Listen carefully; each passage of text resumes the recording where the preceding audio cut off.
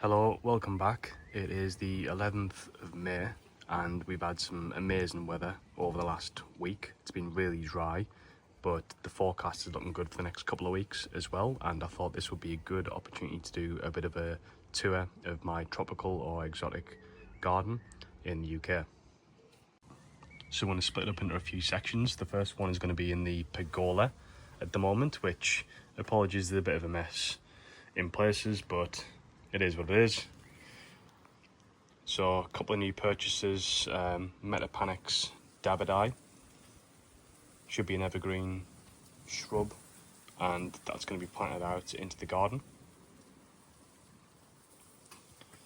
It looks like some of the Fatsies are going to start and put on some new growth.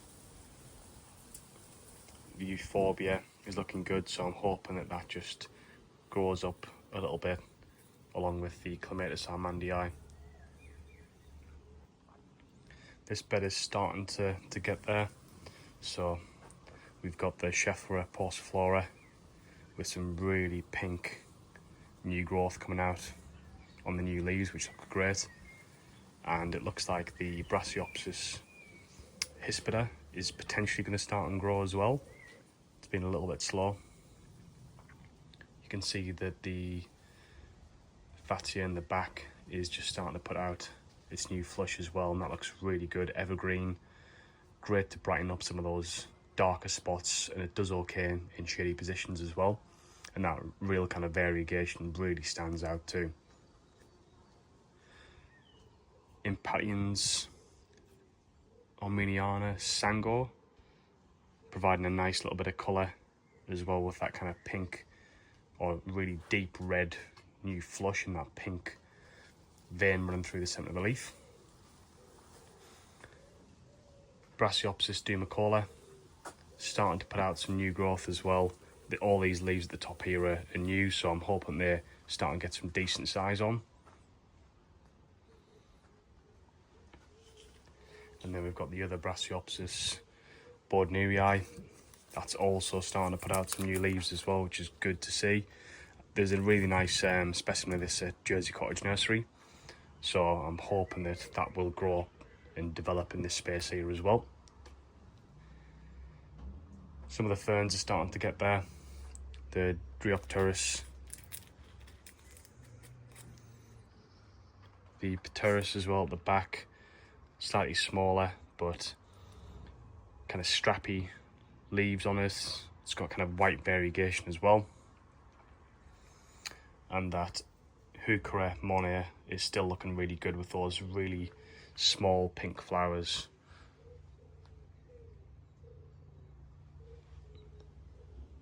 I'll just keep walking you around. Begonia is looking pretty good. Up here we've got some just Spanish moss on the left hand side and spider plant as well.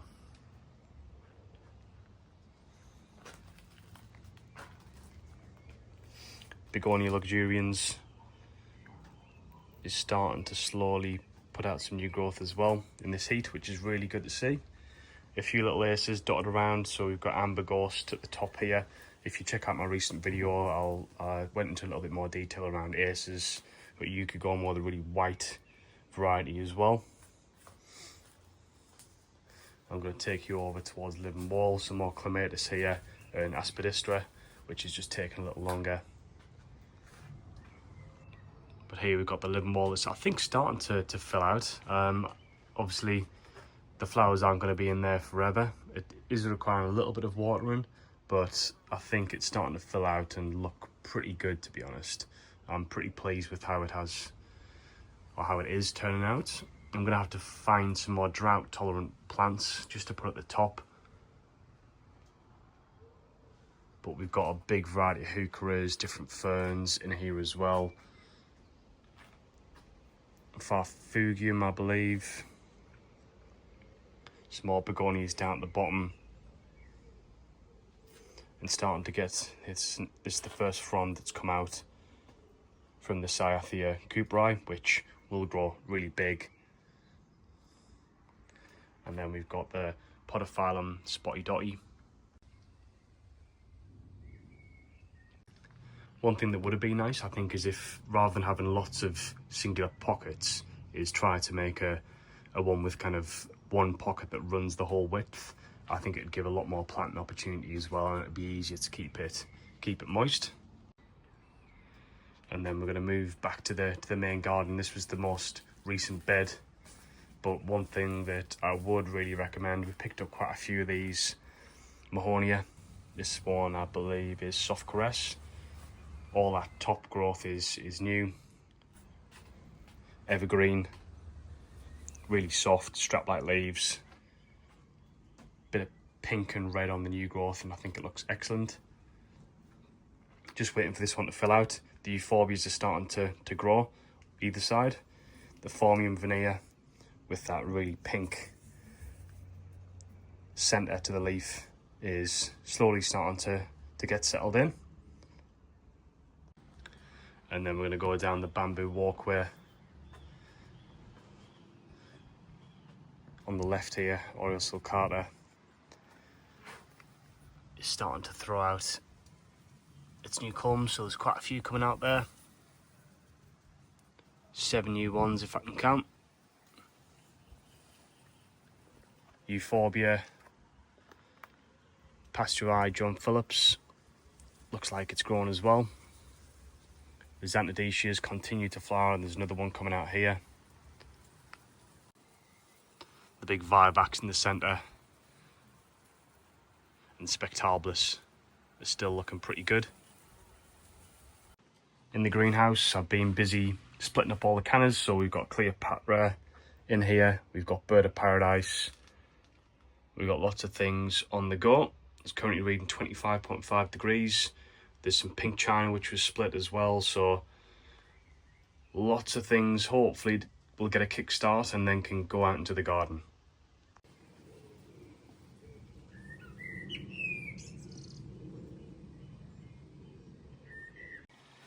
Okay, so now we're going to look at the second section of the garden, which is primarily more of the palms. The one right in front of me here, the Jubea chilensis, that one's been potted up just to try and develop some more roots before it potentially goes into the ground. I'm potentially considering putting this Jubea in where the Butiagris that was in the ground, that is completely defoliated, should be a little bit hardier. Still gives you that really interesting tropical vibe in the garden, so I've put it up at the moment because I'm not completely decided, but that definitely could be an option. I've got some more small cannas down here, and the Butiagris, that one looks to be doing pretty well at the moment too. Really nice arching leaf, a bit like the Butea, and its new fronds are starting to come out too.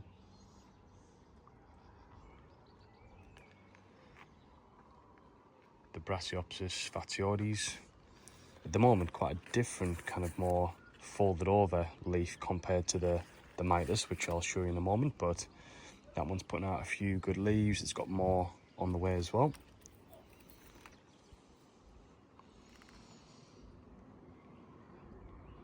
Some of the other different varieties, more the Trachycarpus, so Waggy and Nanis, that's putting out another couple of spears.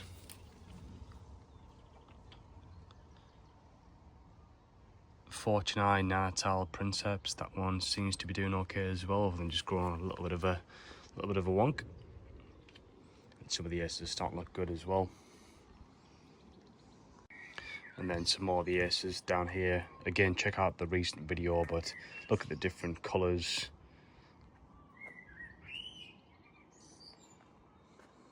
We've got Frosted Strawberry down at the bottom, Benny Michael with that really deep red, Pendulum Julian with its kind of arching habit,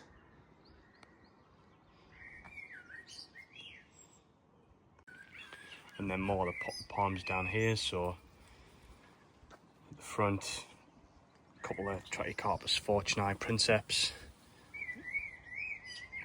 which you can see that kind of white underside of the leaf, and then some Waggy a waggy princeps as well here. Should be a little bit stiffer leaf. Then a Kindler Hill. That looks like it's been struggling a little bit, if you can see from the new growth or the new spear that's coming through. A little bit of rot set in, but looks like it's pushing it out. Spear still feels relatively firm on it, so hopefully it's going to do okay. And then some of the yuccas. So down here on the left, Rostrata rigida. Really nice colour on that one. Rostrata still looking really good. Pretty untouched. There's a couple of little blemishes on some of the leaves, but it's been left out all winter and been absolutely fine. And then the back of this bed, we've got Yukigoma, Olivia, some of the aces again that need more shade. Looking in a pretty good spot at the moment. We've got the Cercis here, Forest Pansy, which is starting to leaf out now, which is really good. And then on the left, the orangey red colour of the Eternal Flame. Fatia, Variegata, that's put out some new growth. And then the tree ferns are starting to emerge as well. Now the weather's starting to warm up a little bit. Those knuckles are starting to really push out and reach up the sky. And then we've got one of my favourites here, or a couple of my favourites. So Schefflera macrophylla, that's in new growth. And then Brassioopsis mitis. I think you can probably agree that that does look a little bit different to the Fatiotes that I just showed a moment ago.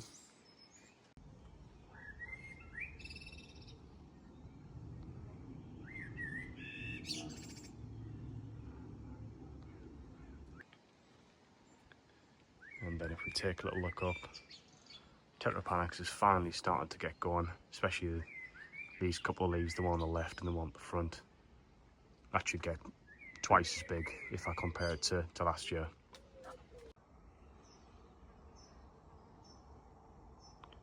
Now this one is Tetrapanax rex, so it has that more arched over, almost like a T-Rex claw with kind of deep cuts in at the leaves compared to the normal Tetrapanax papyrifera.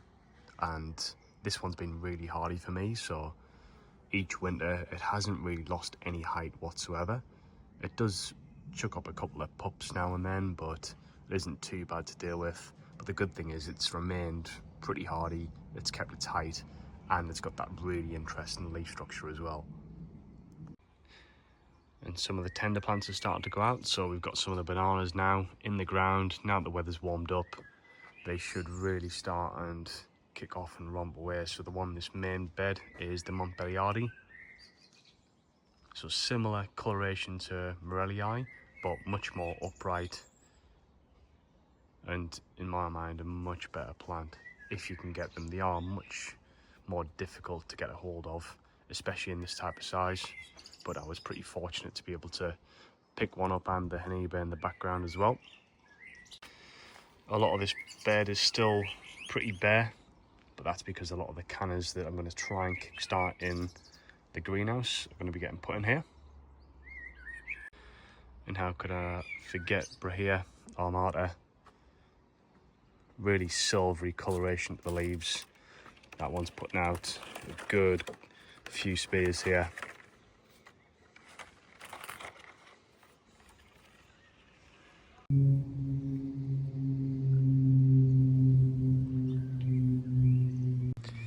And now we're going to head down to the main part of the garden. So a couple of potted plants here. So we've got Alocasia macrorrhiza, which should grow pretty big, but will need to come in as a house plant over winter.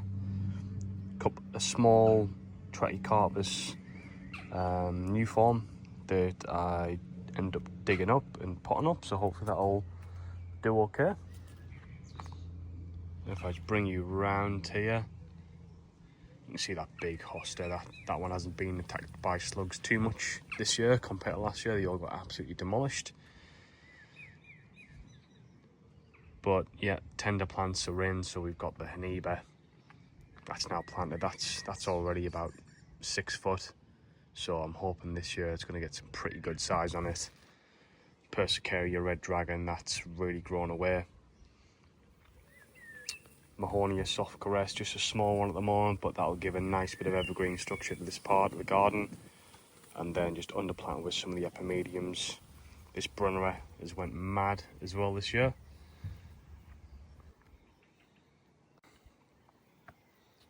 And then we're on to some of the bamboos and some other changes in the garden so far, but this one's doing really well at the moment. It's put up, I think, 15 new culms, and there's some pretty fat ones on there as well, and that comes out really blue in that new growth. So I think that's going to be really exciting to see how big that can get this year. And then I can tidy it up, cut out some of the old growth. Crocosmia, that should start and flower relatively soon. And then we just started to put some more of the grasses around, so more KRX type of grasses, just to soften up some of the edges down here.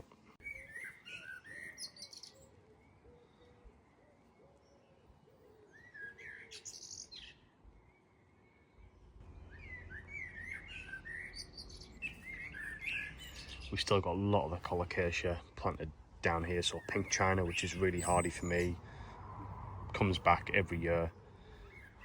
So I'm excited to see that starting to push through. You can see that Haneba looking really good under the sun. Much harder leaves, they don't rip as much as Musa Basjou. A lot more people have them on offer this year. I think they propagated from their old, bigger Hanebas that they couldn't overwinter. So keep your eye out, have a look on Marketplace, you'll be able to get something.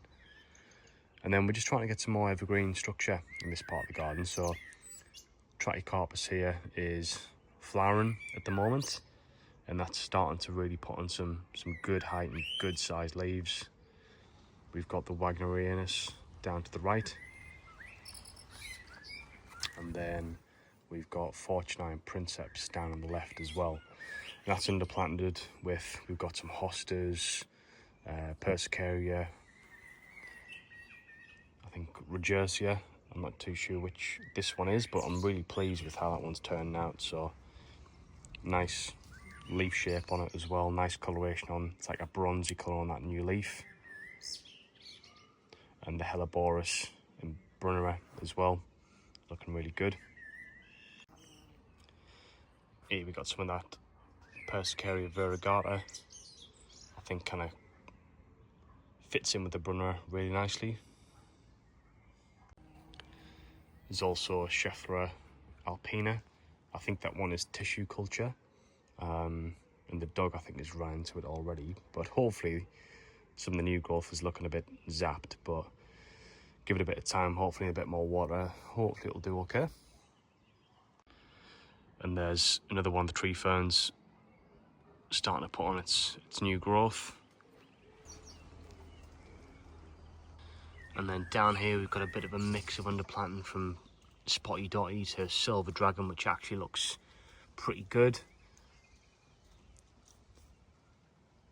And then we've got Schefflera rhododendrofolia, which is that silvery new growth on there. Hopefully that puts on some decent height for me this year. And then just to the left of it we've got SP Nova, which I think there's some chatter going back and forth relatively recently around the different variations of SP Nova, but I think those two plants as they grow up are going to look really nice against this Acer Osazuki. And then down here, Fatia Spider's Web is looking good. And then we've got, I think I spoke about this in the last video, the Schefflera Delavi, which flowered, is now split off into 3 different heads, which I'm really looking forward to seeing how this one develops, because I'm hoping that it grows up and starts to cover out some of this hedge. It looks like this brahe that was planted in the ground, which I thought we'd lost, is starting to make a bit of a comeback. I think it's going to be next year though before it really looks good again. So once those new spears are out, I'm going to cut off the old 2. But yeah, I'm really looking forward to seeing how this one develops. There is a little bit of winter damage in there, and they are notorious for not throwing out too many spears, so it's going to look better this year, but I don't think it's going to look great. And then as we move it around, here's Schefflera alpina, starting to develop that woody stem at the bottom as well and putting out some new growth. Again, another hardy, evergreen, interesting Cheffera, which hopefully is going to cover this section of the garden as well. And then the really fat trunked tree fern at the back, I think it's got 20 or more new croziers that are coming out. Persicaria Purple Fantasy is going mad. We've got some of the pink china in the bottom starting to poke their head out as well, so they're starting to get grown. And then we're on to some of the interesting bamboos. So Berinda KR5177, that was moved, so I think that's set back a little bit, but hopefully it puts up its new culms relatively soon and I can give it a bit of a tidy up and a bit of a thin out. And then this is the Butiagus I was talking about before, so completely defoliated. I'm putting hydrogen peroxide in there every few days. It's still bubbling at the moment, and it's also got a cloche over there to try and give it some extra heat. We'll see if something comes of it, but I am considering putting a Jubei chilensis in here instead. But I'm thinking about if I can try and get some new growth coming through and potentially dig it out, I can then keep that potted potentially. If I wait a year or two, it might look good again. I guess it's just a question of how long do I want to wait. That's quite an important area. I need something evergreen, something kind of structural there that's going to give some interest throughout the year. And yeah, it's going to be a bit of a waiting game for that at the moment. A lot of the cannons that were dug out, some of them are going to go at the back, so Musifolia, just to give a little bit of height. We've got the Zinzibur, so some of the gingers starting to grow as well. And then I'm sure you might have seen one of the videos I posted about this. So Berinda CS1046, that's in the ground. I have trimmed back some of the old growth to try and make sure it stays relatively healthy. But I'm looking forward to seeing how that one develops over the next few years. I think that's going to be a really interesting statement piece with bamboo on the left, bamboo on the right, a nice evergreen palm here, and then everything else, some of the tenders planted in around it.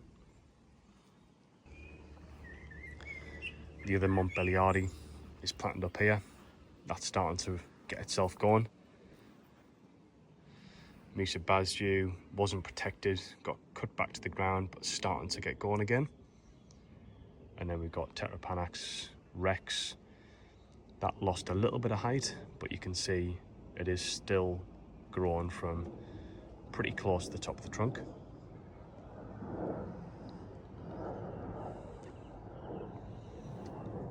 We've got more Purple Fantasies, Agatha Panthers coming through, Pink China. The other Berinda Yunan 2 is putting out, I think it's about 12 or 13 culms there. And then the KR7613, that one's a little bit slow at the moment. And then we've got Nelina, that's been absolutely perfect. It's been left in its pot outside, no damage whatsoever, barely watered, and putting out new growth. We've got a small Jubei here, Butia Missionaria and Jubutia on the right, which I'm just hardening off, getting them in the sun. And now we've got some of the lupins as well that you can see are starting to flower. Just to add a bit of colour in the garden. Now, thank you if you've watched for this long. On a couple of videos I did mention potentially doing something on the left border here, which is growing nicely, but it doesn't really fit in with that tropical theme. Now, we are thinking about potentially doing a bit of a waterfall, a pond type of area, being inspired by some people on YouTube as well, which is really great. I haven't spoken to the missus about this yet, but I'm thinking about digging all this out up to where the Nelina is at the moment, having a kind of rock waterfall that kind of runs down into a pond down to the left here and across with a bridge into a bit of a pond there, and running down here into another pond down here potentially. So that could be a potential future project, which I think that's the one thing this garden's missing at the moment. It's the water. I think it'll look amazing, but it's taken us quite a few years to get to this point with the main garden and everything else that we've been doing, and it's still not there yet. So we'll have to see.